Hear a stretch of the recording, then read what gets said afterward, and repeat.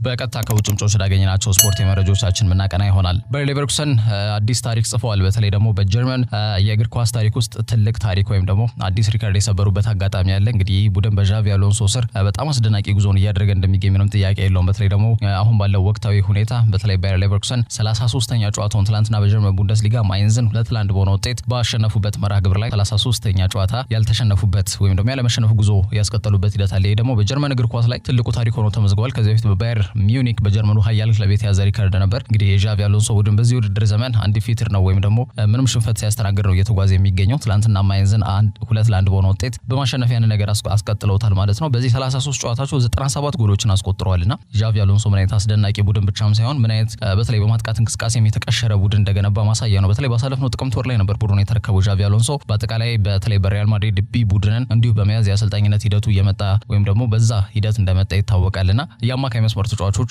ሁሌም ቢሆን ቡድን በሚይዙበት ሰዓት ላይ ጥሩ እንቅስቃሴ እንደሚያደርጉ ምንም ጥያቄ የለውም። ግን ከትልቅ አሰልጣኞች ጋርም ዣቪ አሎንሶ አልሰራም። ከነ ካርሎ አንቸሎቲ ከነ ዚነዲን ዚዳን ጋር የመስራት እድሉን ባያገኝም ግን ደግሞ እንደ ባየር ሌቨርኩሰን አይነት ክለብን በመያዝ በዚህ ደረጃ በጀርመን ትልቅ አመርቂ እንቅስቃሴና ውጤትን ያስመዝግባል ተብሎ ግን ማንም አልጠበቀም ነበር። እንግዲህ በጀርመን ትልቁን ታሪክ ትላንትናም የሰበሩበት ሂደት አለ። 33 ጨዋታዎች ያለመሸነፍ ጉዟቸውን አስቀጥለዋል ማለት ነው። እንግዲህ አሁን ባለው ወቅት ሁኔታ የነጥብ ልዩነታቸው ወደ 11 ሰፍቷል። ባየር ሙኒክ እንግዲህ አንድ ቀሪ ጨዋታ አለው ቢሆንም ግን የነጥብ ልዩነታቸው ወደ 11 ሰፍቷል። የጀርመን ቡንደስሊጋ ምናልባት ዘንድሮ ከባየር ሌቨርኩሰን እጅ የሚወጣ አይመስልም። ዣቪ አሎንሶ በዚህ ደረጃ ቡድኑን ጥሩ በሆነ መልኩ እያዘጋጁ ይገኛል ማለት ይቻላል። ከ11 ዓመት በኋላ ምናልባት ባየር ሙኒክ የጀርመን ቡንደስሊጋን እንግዲህ አሳልፎ የሚሰጥ ይሆናል ወይም ደግሞ ሌላ ክለብ ሲያነሳው ተመልካች ነው የሚሆኑት ማለት ነው። ትላንትና ያን ሪከርድ የሰበሩበት ሂደት እንዳለ ተመልክተናል። ከዛ ውጭ አችራፍ ሀኪሚ ጓደኛውን ተከትሎ ወደ ፓሪስ ለማቅናት መወሰኑን ፉትቦል ኤስፓኛ ዘግቧል። ሎስ ብላንኮሶቹ የ21ኛው ክፍለ ዘመን የወቅቱን ጋላክቲኮን ለመመስረት በሂደት ላይ እንደሚገኙ ይታወቃል። ፌዴሪኮ ቫልቬርዴ፣ ኦርሌን ቹዋሜኒ፣ ሮድሪጎ፣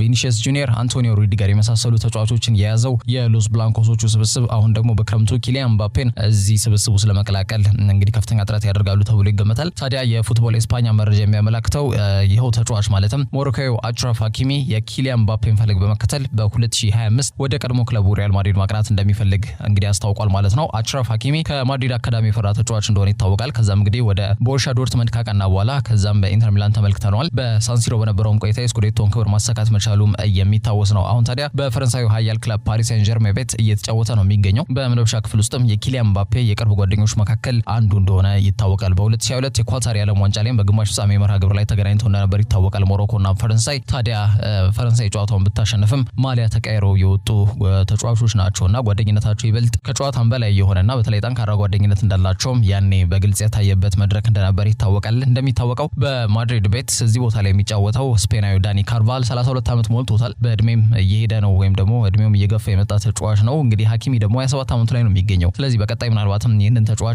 በማስፈረም የቀድሞ ተጫዋቻቸውን መልሰው ወደ ቤርናቦ ቤት እንዲመጣ ለማድረግና የካርቫል ተተኪ እንዲሆን ለማድረግ በትኩረት የተጫዋቹን ጉዳይ እያጤኑበት እንደሚገኙ ለማወቅ ተችሏል። አችራፍ ሀኪሚም ቢሆን በተለይ በአጠቃላይ በፓርክ ዴ ፕሪንስ በግል ጥሩ እንቅስቃሴ የሚያደርግ ተጫዋች ቢሆንም እንደ ቡድን ግን ደስተኛ አይደለም እየተባለ ነው የሚገኘው። አሁን ደግሞ የቅርብ ወዳጁና ጓደኛው ኪሊያን ምባፔ ከሜዳ ብቻም ሳይሆን ከሜዳ ውጪ በተደጋጋሚ በተለይ አብሮ ጊዜ የሚያሳልፉ ጓደኛሞቹ እንደሆነ ይታወቃሉና እሱ ወደ ስፔን ዋና ከተማ ወደ ማድሪድ ማቅናቱ የሚረጋገጥ ከሆነ ምናልባት አችራፍ ሀኪሚም ልቦ መሸፈቱ አይቀርም እየተባለ ነው የሚገኘው ማለት ነው። በአጠቃላይ አችራፍ ሀኪሚም የሻምፒየንስ ሊግ ክብርን ማሳካት የሚፈልግ ተጫዋች ነው። እንደሚታወቀው አፍሪካውያን ሆነው የሻምፒየንስ ሊግ ክብርን ማሳካት በተለይ ደግሞ የቻሉ ተጫዋቾች ውስን እንደሆነ ይታወቃልና በዛ ደረጃ ስሙን ማካተት ይፈልጋል። ከዛ ረገድ በተለይ ደግሞ በፓርክ ዴ ፕሪንስ ወይም ደግሞ በፓሪስ ሴን ጀርሜን ቤት ያን ነገር ያደርጋል ብሎም ተጫዋቹ እምነት እንዳጣ ነው እየተገለጸ የሚገኘው። በተለይ ደግሞ እንደ ኪሊያን ምባፔ አይነት ተጫዋቾች ከክለቡ ከተለያዩ በፍጹም የክለብ ለዋንጫ ተፎካካሪ በፊትም አይደለም በአውሮፓ ሻምፒየንስ ሊግ ላይ እስከ ፍጻሜ ደርሶ የሚያቅ ቡድን እንደሆነ ይታወቃል። ዋንጫውን ግን አሳክቶ ያቅምና በተለይ ደግሞ ቁልፍ የሚባሉ ተጫዋቾቻቸውን ከጡ የሻምፒየንስ ሊግ ተፎካካሪ ይሆናሉ ብሎ እንግዲህ እንደማይገምት ነው መረጃዎቹ የሚጠቁሙት። በዚህ አንጻር ወደ ቀድሞ ክለቡ በማምራት የቀይ መስመር ተከላካዩን ቦታ በሪያል ማድሪድ ቤት ለመያዝ በ2025 ማቀዱ እየተገለጸ ይገኛል።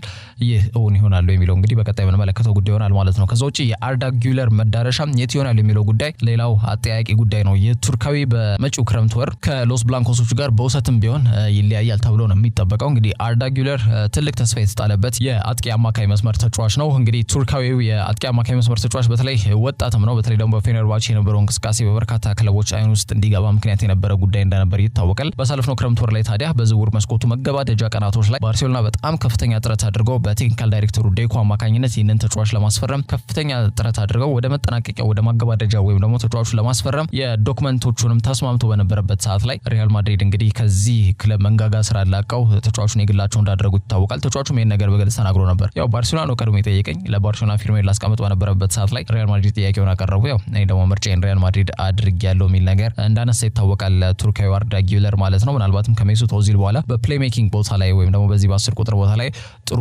ክህሎት ካላቸው ተጫዋቾች መካከል ምናልባት ቱርክ ተስፋ የምታደርግባቸው ተጫዋቾች መካከል በዋናነት አርዳ ጊለር ይጠቀሳል። እንግዲህ ቱርክ አማካኝ በቂ የመጫወቻ ጊዜን ግን እያገኘ አይደለም። የብቻም አይደለም ኪሊያን ምባፔ እንዲሁም ደግሞ ኤንድሪክ የተባለው ብራዚሊያን ጄሞ እንግዲህ ከኦሎምፒክ ጨዋታዎች መልስ እንደሚታወቀው ከፓሪስ ኦሎምፒክ ጋር ተያይዞ ከሀገሩ ብራዚል ጋር በመሆን እዚህ ውድድር ላይ ተሳትፎ ያደርጋል ተብሎ ይገመታል። ከዛ መልስ ታዲያ ሎስ ብላንኮሶችን ይቀላቀላል ተብሎ ነው የሚገመተው። ኤንድሪክ የ18 ዓመት ብራዚላዊ ትልቅ ተስፋ የተጣለበት የቀድሞ የፓልሜራስ ተጫዋች ማለት ነው። በተለይ ስለዚህ አርዳ ጊለር በማድሪድ ቤት ቋሚ ተሰላፊ መሆን እጅግ ሊቸገር እንደሚችል ምንም ጥያቄ የለውም። እነዚህ ተጫዋቾች የማድሪድን ስብስብ የሚቀላቀሉ ከሆነ ማለት ነው። ከዛ አንጻር ወደ ሌሎች ክለቦች አቅርቶ የውሰት ጊዜውን ሊያሳልፍ እንደሚችል ነው የተገመተው። ታዲያ የጣሊያኑ ክለብ ኤሲ ሚላን በዚህ ረገድ በዋናነት ተጫዋቹ ለማስፈረም ከፍተኛ ጥረት እያደረጉ ይገኛል። ሌሎቹም የላሊጋ ተሳታፊዎች ማለትም ላስ ፓልማስ፣ ማዮርካ እንዲሁም ደግሞ ሪያል ሶሲዳድ የተጫዋቹ ፈላጊዎች ናቸው። የፕሪሚየር ሊግ ክለቦችም በተለይ በዚህ ተጫዋች ጉዳይ እንቅልፍ አይተኙም ነው እየተባለ የሚገኘው የተከታተሉት ይገኛሉ ተብሏል። እንግዲህ አርዳ ጊለር መዳረሻ ግን የት ነው የሚለው ጉዳይ በክረምቱ ሌላው መልስ የሚመልስለት አጓጊው ጥያቄ ነው ሊባል ይችላል። ሪያል ማድሪዶች ግን ተጫዋቹ በተለይ ሬጉላርሊ የሚጫወትበትና በተለይ በርካታ ደቂቃዎች ሊያገኝ የሚችልበት ክለብ እንዲያመራ በተለይ ድጋፍ ያደርጉለታል ተብሎ ነው የሚገመተው። በተለይ ብዙ ጊዜ ተጫዋቾች በውሰት ወደ ሌላ ክለብ ያቀኑና ተቀያሪ ወንበር ላይ የሚቀመጡበት ሂደት አለ። የቅርብ ምሳሌ እንኳን በጣም እጅግ አወዛጋቢ የእግር ኳስ ጉዞ ላይ የሚገኘው ዶኒ ቫን ደ ቢክ የዚህ ምሳሌ የሆነ ተጫዋች ነው። እንደሚታወቀው ከአያክስ ወደ ማንቸስተር ዩናይትድ ካቀና በኋላ ተቀያሪ ወንበር ላይ በተደጋጋሚ የምንመለከተው ተጫዋች ነው።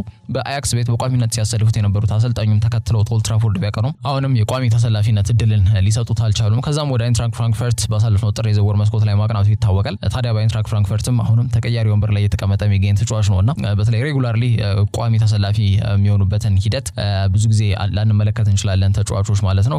በዛ ረገድ የአርዳ ጊለርም ተመሳሳይ አይነት ዕጣ ፈንታ እንዳይኖረው ሪያል ማድሪድ ድጋፍ ያደርጉለታልና ብዙ ደቂቃዎች ሊያጫውቱት ወደሚችሉ ሬጉላርሊ በቋሚ ተሰላፊ ውስጥ ሆነው ጨዋታዎችን ማድረግ ወደሚችልበት ክለብ እንዲያመራ ለማድረግ ጥረት ያደርጋሉ ተብሏል ማለት ነው። ከዛ ውጪ ማንቸስተር ዩናይትድ ሌላ የተጫዋች ጉዳት አስተናግዷል። የፊት መስመር ተጫዋቹ ራስመስ ሆይላንድ አዲስ ጉዳት ያስተናገደው ተጫዋች ነው። እንግዲህ ዴንማርካዊው የአጥቂ መስመር ተጫዋች በክረምቱ በአታላንታ ወደ ማንቸስተር ዩናይትድ ካመራበት ጊዜ አንስቶ አጀማመሩ በተለይ በፕሪሚየር ሊግ ሳይሆን በሻምፒየንስ ሊግ ጥሩ የሚባል አጀማመርን አድርጎ ነበር። በዘንድሮ የውድድር ዘመን 5 ጎሎችን በማስቆጠር ኮከብ ግብ አግቢ ያደረገውን እንቅስቃሴ ቢያደርግም በፕሪሚየር ሊጉ ግን በተለይ አይናፋር ነበር የተጫዋች። የመጀመሪያ ጎሉን እንኳን ለማስቆጠር ከነሐሴ ካሳለፍነው ነሐሴ 2015 እስከ ታህሳስ ወር 2016 መጠበቅ ነበረበት።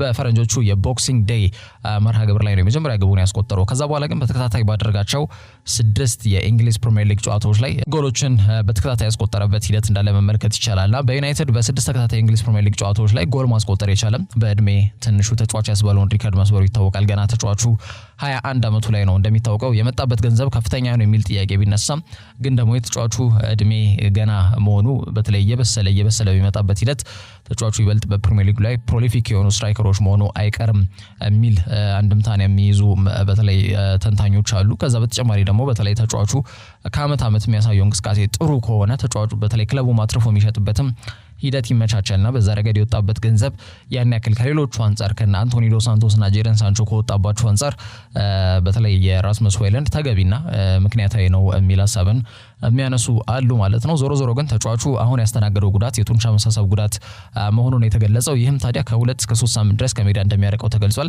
ስለዚህ በቀጣይ ሳምንት ማንቸስተር ዩናይትድ ከማንቸስተር ሲቲ ጋር የሚያደርጉት የማንቹሪያን ደርቢ ላይ ይህ ተጫዋች ግልጋሎት የማይሰጥ ይሆናል ማለት ነው። እንግዲህ ይህ ለአሰልጣኝ ኤሪክ ቴን ሃግ መልካም የማይባል ዜና ነው። በአጠቃላይ ለማንቸስተር ዩናይትድ ደጋፊዎችም ይህ ጥሩ የማይባል ዜና ነው። እንደሚታወቀው ከጥቂት ቀናት በፊት የግራ መስመር ተመላላሽ ተከላካዩ የ28 ዓመቱ እንግሊዛዊ ሉክ ሾው ለ3 ወር ለሚጠጋ ጊዜ ከሜዳ የሚያርቀውን የጡንቻ መሳሳብ ጉዳት ማስተናገዱ የሚታወቅ ነው። ይህ ተጫዋች በጊዜ የደረሰ ከተባለ እንኳን ምናልባት የ37ኛው ሳምንት የእንግሊዝ ፕሪሚየር ሊግ ከመጨረሻው የ38ኛው ሳምንት አንድ ሳምንት ቀደም ብሎ ከአርሰናል ጋር ነው ጨዋታቸውን የሚያደርጉት ማንቸስተር ዩናይትድ ማለት ነው። በዛ ጨዋታ ላይ ምናልባት ሊደርስ ይችላል የሚሉ መረጃዎች ናቸው በስፋት እየወጡ የሚገኙት። የጡንቻ መሳሳብ ጉዳት ግን በተለምዶ የቲሹ ጉዳት ነውና በተለይ የሕክምና ባለሙያዎች በዚህ ቀን ይደርሳል ተጫዋች ብለው በዛ ቀን ላይ ደርስ የሚችልበትም ሂደት አለ። የተጫዋቹ የግል ጥረትን የሚጠይቅ ጉዳይ ነውና በዛ ረገድ በተባለው ፍሬም በተባለው የታይም ፍሬም ወይም ደግሞ በተሰጠው የጊዜ እርከን መሰረት ተጫዋቹ በጊዜ ላይ መለስ የሚችልበት ሂደት እንዳለ መመልከት ይቻላል ማለት ነው። ግን ለ3 ወር ለሚጠጋ ጊዜ ተጫዋቹ በአጠቃላይ ከሜዳ ይርቃል ነው እያተባለ የሚገኘው ማለት ነው። በተለይ ደግሞ ክለቡ የውድድር ዘመኑ እንደሚታወቀው ማንቸስተር ዩናይትድ አሁን ባለው ወቅታዊ ሁኔታ ትልቁ ዓላማቸው 4 ውስጥ ገብቶ ማጠናቀቅ እንደሆነ ይታወቃል። ታዲያ በዛ ሂደት በዛ ውጥናቸው ላይ የነዚህ ተጫዋቾች ጉዳት ዜና ማስተናገድ አሉታዊ ተጽዕኖ እንዳያሳድርባቸው የሚያሰጋቸው ጉዳይ ነው። ተጫዋቹ ጥሩ አቋም ላይ ደግሞ እየተገኘ ባለበት ሰዓት ላይ ይህንን ጉዳት ማስተናገዱ ደግሞ ይበልጥ ነገሩን እየከፋ ያደርገዋል ከራስመስ ሆይሉንድ ጋር በተያያዘ ማለት ነው። የተጫዋቹ እንቅስቃሴ በተለይ በአጠቃላይ ክለቡ 4 ተከታታይ የእንግሊዝ ፕሪሚየር ሊግ ጨዋታዎችን ለመጀመሪያ ጊዜ እንዲያሸንፉ ያስቻለ መሆኑም ደግሞ ይበልጥ ቡድኑ ላይ የአሸናፊነት መንፈስም እንዲጋባ ምክንያት የነበረ ተጫዋች እንደሆነ መመልከት ይቻላል። እንግዲህ አንቶኒ ማርሻል በተለይ ሌዚ ማርሻል እያሉ የሚጠሩት የፈረንሳዊ የአጥቂ መስመር ተጫዋች አሁን እንግዲህ ሆስፒታል ነው፣ በጉዳት ላይ ነው የሚገኘው። ይህንን ተከትሎ ታዲያ እንግዲህ አሰልጣኝ ቴነግ አማራጭ አይኖራቸውም። ምናልባት ሆይሉንድ በማይኖርበት ሰዓት ላይ አንቶኒ ማርሻልን አልፎ አልፎ ሲያስገቡት ወይም ደግሞ በቋሚ አሰላለፍ ውስጥ አካተውት ጨዋታ እንዲጀምር ሲያደርጉ እንመለከት ነበር። አሁን ግን አማራጭ አይኖራቸውም። ስለዚህ ልክ እንደ አምናው ሁሉ ማለት ነው ማርከስ ራሽፈርድን የፊት መስመር አጥቂ አድርገው እንደሚጠቀሙበትም ይገመታል ማለት ነው። ራሽፈርድ በዚህ ቦታ ላይ እንዲሁም ምቾት የሚሰማው ተጫዋች ሆኖ ነው የምንመለከተው። በተለይ ባሳለፍነው የውድድር ዘመን 31 ግቦችን ያስቆጠረው በዚህ መንገድ እንደሆነ ይታወቃል። የአጥቂ መስመር ተጫዋች እንደነበር ይታወቃል በዛ ሰዓት። ዘንድሮም እንግዲህ ምናልባትም ሆይሉንድ እስኪመለስ በሚኖርበት ሰዓት ላይ በአጥቂ መስመር ላይ ተሰልፎ የምንመለከተው ተጫዋች ሊሆን ይችላል ተብሎ ይገመታል። እንግዲህ ማንቸስተር ዩናይትድ ዛሬ ከፉላም ጋር ጨዋታቸውን ሲያከናውኑ ማርከስ ራሽፈርድም የፊት መስመሩን ይመራል ተብሎ ነው የሚገመተው ማለት ነው። ከዛ ውጪ በሳውዲ አረቢያ ቀጣዩ የተጫዋቾች የዝውውር አብዮት ዋነኛው ትኩረት እንዲሁም ዋናው ተዋናይ የሚሆነው ተጫዋች ኬቪን ዲ ብሩይነ እንደሆነ ተገልጿል። እንግዲህ በቀጣይ ዓመት የሳውዲ ፕሮ ሊግ ክለቦች ከየትኛውም ጊዜ በተለየ መልኩ ከዋክብቶችን ወደ ሳውዲ አስኮብልለው ሊጋቸውን በተለይ ሞቅ ደመቅ ለማድረግ ጥረት ያደርጋሉ ተብሎ ይገመታል። ለዚህም ታዲያ በዚህ የፊታችን ክረምት የዝውውር መስኮት ላይ ዋናው ተዋናይ ቤልጂየማዊ ድንቅ አማካኝ ኬቪን ዲ ብሩይነ እንደሆነ የጠቀሰው እንግዲህ ያምናው ዋና ተዋናይ ያው ክርስቲያኖ ሮናልዶ እንደነበር ይታወቃል። ባሳለፍነው ዓመት ይህ ተጫዋች ወደ ሳውዲ ማቅናቱን ተከትሎ ነው የተጫዋቾች ከየአቅጣጫው ኔይማር ጁኒየርን ጨምሮ ማለት ነው ወደ ሳውዲ እንዲጎርፉ ምክንያት የሆነው ማለት ነው። ዘንድሮ ደግሞ ኬቪን ዲ ብሩይነ ይሆናል እየተባለ ነው የሚገኘው። እንግዲህ ዘ ታይምስ እንደዘገበው ከሆነ ሲቲ ለዚህ ተጫዋች ጥሩ ኦፈር በክረምቱ ይቀርብላቸዋል ሲል ዘግቧል። አሁን እንግዲህ 32 ዓመቱ ላይ ነው የሚገኘው ይህ ቤልጂየማዊ አማካኝ ኬቪን ዲ ብሩይነ። በሲቲ ያለው ኮንትራት በቀጣይ ዓመት ነው የሚጠናቀቀው። በአጠቃላይ የክለቡ ደግሞ ከፍተኛ ሳምንታዊ ደሞዝ ተከፋይ ነው። ወደ 425,000 ፓውንድ በሳምንት ያገኛል። ለ2 ወር ከሜዳ ርቆት ከነበረው የጡንቻ መሳሳብ ጉዳት ሲመለስ ባደረጋቸው 7 ጨዋታዎች 2 ጎሎችን ሲያስቆጠር 7 ኳሶችን አመቻችቶ ማቀበል ችሏል። አሁንም ቢሆን በጣም በተለይ ደግሞ በጉዳት ቢረቅም እግር ኳስ በፍጹም እንደማይጣፋበትና በአጠቃላይ ደግሞ ሲመጣ ለቡድኑ ያለውን ትልቅ ጠቀሜታ በየጨዋታዎቹ ከሚያሳዩ ተጫዋቾች መካከል በዋናነት ኬቪን ዲ ብሩይነ ይጠቀሳል። ሲቲ ምናልባትም በዝውውር መስኮቱ ጥሩ ተጫዋች ካስፈረመ ተጫዋቹን ወደ ሳውዲ እንዲያቀና መንገዱን ሊከፍቱለት ይችላሉ ተብሏል። እንደሚታወቀው በታሪክ መዝገብ ላይ ማንቸስተር ሲቲ በተለይ ተጫዋች የፈለገውን ያክል ለሲቲ ጠቀሜታ ቢሰጠው ከዛ ተጫዋች ውጪ ክለቡ ግን መጓዝ እንደሚችል በተደጋጋሚ ያሳየበት ሂደት እንዳለ ተመልክተናል። በቅርቡ እንኳን ሪያድ ማህሬዝና ኢካይ ጉንዶጋንን ባሳለፍነው ክረምት የዝውውር መስኮት ላይ አሳልፈው ለሌሎች ክለቦች ሰጥቶ አሁንም በጥንካሬው እንደቀጠለ ይታወቃል። እነዚህ ሁለት ተጫዋቾች አምና ማንቸስተር ሲቲ የፕሪሚየር ሊጉን፣ የኤፍኤ ካፑን፣ የሻምፒየንስ ሊጉን ክብር የሶስትዮሽ ዋንጫን ማሳካት ሲችሉ በተለይ የነበራቸው እንቅስቃሴ ወይም ደግሞ የነበራቸው ሚና ጉልህ እንደነበር ይታወቃልና እነዚህ ተጫዋቾች አሳልፈው ሲሰጥ በተለይ ክለቡ ምን አስቦ ነው ወይም ደግሞ በሚገባስ እነዚህ ተጫዋቾች ተክቷል የሚለው ጉዳይ ትልቅ ጥያቄ እንደነበር ይታወቃል።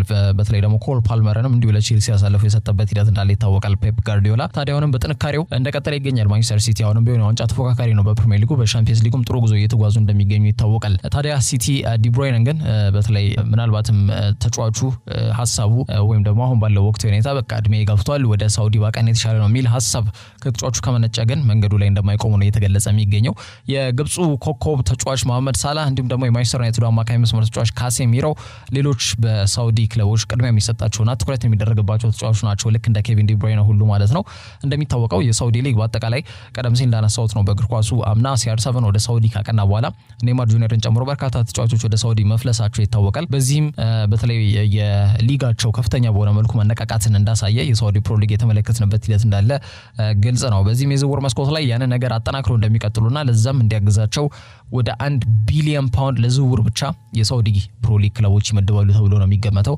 አሁንም ቢሆን በርካታ ኮከቦችን ወደ ሊጋቸው ለመቀላቀል ከፍተኛ ጥረት ያደርጋሉ። በተለይ በእድሜ የሚገፉም እንዲሁም ደግሞ በቀላሉ በገንዘብ የሚታለሉና ወጣት ተጫዋቾቹንም እንዲሁ ሊያስፈረው የሚችሉበት ሂደት እንዳለ በርካታ ምንጮች እየጠቆሙ ይገኛሉ። በልዩነት ደግሞ በተለይ ዘ ታይምስ እንደዘገበው ከሆነ ደግሞ በዚህ ክረምት የዝውውር መስኮት ላይ ኬቪን ዲ ብሩይነ፣ መሐመድ ሳላህና ካሴ ካሴሚሮ የሳውዲ ፕሮ ሊግን የዝውውር መስኮት እንቅስቃሴዎች የሚመሩ ወይም ደግሞ በዋቢነት ሊነሱ የሚችሉ ተጫዋቾች ይሆናሉ ሲል ዘግቧል ማለት ነው። ከዛ ውጪ ስፔናዊ መድፈኛዎቹ አለቃ ሚካኤል አማርቲያን አርቴታ ከስተታችን መማራችን የምናሳይበት ጨዋታ ይሆናል ብሏል። የዛሬውን ምሽት የኒውካስል መርሃ ግብር ማለት ነው። ለደጋፊዎቻችን አሁንም ድጋፋቸው እንዳይቋረጥ ጥሪ ያቀርባሉ ሲል በተለይ ኤምሬትስ አፍ እስከ ገደሙ ሞልቶ ማየት እንደሚፈልግ እንዲሁ መልእክቱን ያስተላለፈበት ሂደት አለ። በተለይ በዛሬው የኒውካስል ዩናይትድ የፕሪሚየር ሊግ የ6ኛ ሳምንት የእንግሊዝ ፕሪሚየር ሊግ መርሃ ግብር በፊት በሰጠው የፕሪማች ፕሬስ ኮንፈረንስ የቅድመ ጨዋታ ጋዜጣዊ መግለጫ ላይ ሀሳቡን በስፋት ሰንዝሯል ስፔናዊ ታክቲሽያን። ከዚህ በተጨማሪ በተለይ በቀጣዩ ሳምንት እንዲሁ ዩሪያን ቲምበር ቀለል ያለ ልምምድ ከቡድኑ ጋር እንደሚጀምርም እንዲሁ ያስታወቁበት ሂደት አለ። ለረጅም ጊዜ ጉዳት ላይ የነበሩት ቶማስ ፓርቴና ዩሪያን ቲምበር የሚመለሱበት ጊዜ እየተቃረበ መምጣቱን ነው አሰልጣኝ ሚካኤል አርቴታ የጠቀሰው። እንደሚታወቀው ዩሪያን ቲምበር በአውሮፓ ቻምፒየንስ ሊግ የአርሰናል ስብስብ ውስጥ ጉዳት ላይ ሆኖ ስሙ እንዲካተት ማድረጋቸው አይዘነጋም። ይህ ደግሞ ከጉዳት በተለይ የሚያገግምበት ጊዜ እየተቃረበ መምጣቱን የሚያሳይ ነው የሚሉ መረጃዎች ሲወጡም እንደነበር ይታወቃል።